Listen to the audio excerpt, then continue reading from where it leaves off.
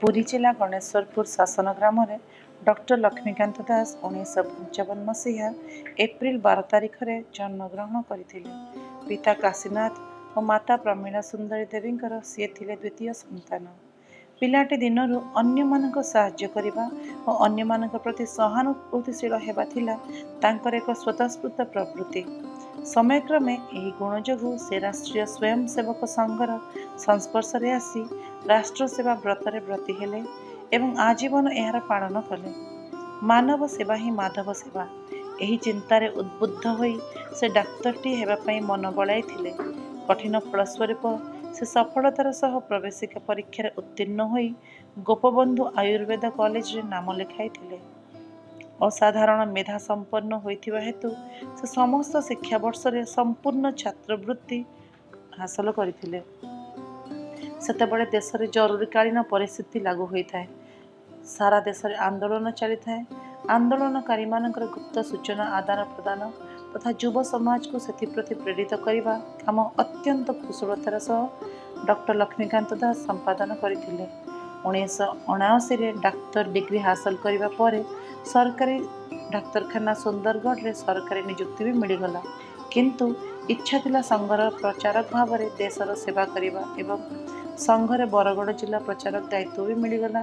संगठन कुशलता और परिश्रमशीलता कारण 1983 दीन दयाल शोध संस्थान कार्य को ओडिशार आरंभ करने संघ निर्देश को मानि नहीं थिले। ग्राम विकास रे विभिन्न प्रयोग सांग को डालमिया ट्रस्ट तरफ मिलथिबा बड़ एम्बुलेंस जोगे हजार हजार मोतिया बिंदुर सफल अस्त्रोपचार करी समस्त प्रिय भजन हो पारिथिले लक्ष्मी भाई।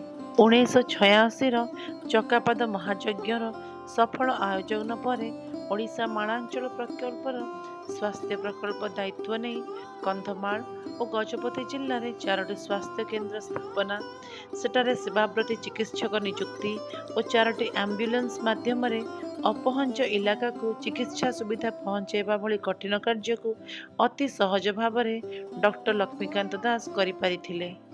1990 मालांचल प्रकल्पर कार्य को वनवासी कल्याण आश्रम सह मिश्रण कारणरू एहार राज्य संपादक भावे तांको दायित्व मिलिथिला।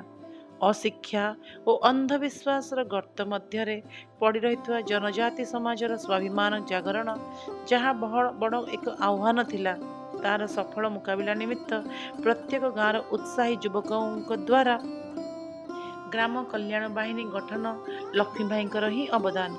कल्याण बाहिनी गाँव कल्याण निमित्त आगभर हेले। कालक्रमे सरकारी आश्रम विद्यालय मानकरे जनजाति विद्यार्थी संख्या बढ़ी चलिला। गाँ स्कूल को पिला नियमित गले।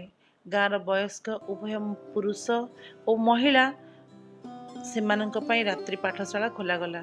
प्रति सप्ताह थरे कल्याण बाहिनी बैठक गाँव स्वच्छता एकता जनजातीय परंपरार सुरक्षा तथा सरकार विभिन्न कृषि संबंधित योजना संपर्क में आलोचना करा जिबा द्वारा बहुत कम समय मध्य एक संस्कृति संपन्न उच्च आकांक्षा युक्त स्वाभिमानी जनजाति समाज दृश्यमान हैला। कल्याण बाहिनीर सफल चर्चा सर्वत्र हेबा फल कालक्रमे यह ग्राम समिति नाम सारा देश में लागू करागला।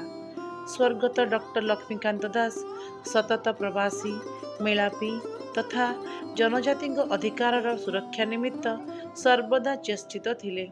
विभिन्न समय महामान्य राज्यपाल को भेटिबा, राज्य सरकार जनजाति विरोधी नीतिर विरोध करने, कलिंगनगर हेउ किंबा माइक मंच हेउ समस्त घटन तुरंत संपृक्त अधिकारी को भेटिबा आदि तांकर स्वभाव हो जाइथिला। स्वामी श्री लक्ष्मणानंद सरस्वती जी हत्या पर जनजाति समाज उपर होइथिबा मिथ्या मकदमा पाई से लड़ी निरीह लोक मानक न्याय मिलिबारे सहायक होइथिले। 2021 मसीह वनवासी कल्याण आश्रम पूर्व क्षेत्रर हितरक्षा प्रमुख दायित्व तांको दिया जाइथिला। कार्य क्षेत्र रे प्रवास आरंभ करू करू 2022 मसीह तांको दुरारोग्य रक्त कर्कट होइथिबार जଣା पड़िला। सफलतार सह चिकित्सा मध्य चलीथिला। आशा करा जाउथिबुला खूब शीघ्र भल होई जिबे डॉक्टर लक्ष्मीकांत। ହେଲେ ବିଧିର ବିଧାନ ତାଙ୍କ ଜନ୍ମଦିନ ଥିଲା 12 ଏପ୍ରିଲରେ। ଆଉ ସେ ଆଖି ବୁଜିଲେ 11 ଏପ୍ରିଲ ରାତ୍ରିରେ ଭୁବନେଶ୍ୱରର ଏମ୍ସ ହସ୍ପିଟାଲରେ। ସାରା ଓଡ଼ିଶାର ପୁରପଲ୍ଲୀ ତଥା ଗିରିକନ୍ଦରରେ ବାସ କରୁଥିବା ଜନଜାତି ସମାଜ ଆଜି ମଧ୍ୟ ଝୁରୁଛି ସେହି ମଣିଷଟିକୁ, ଯିଏକି ବିପଦ ସମୟରେ ମଧ୍ୟ ତାଙ୍କ ପାଖରେ ଛିଡ଼ା ହୋଇଥିଲା।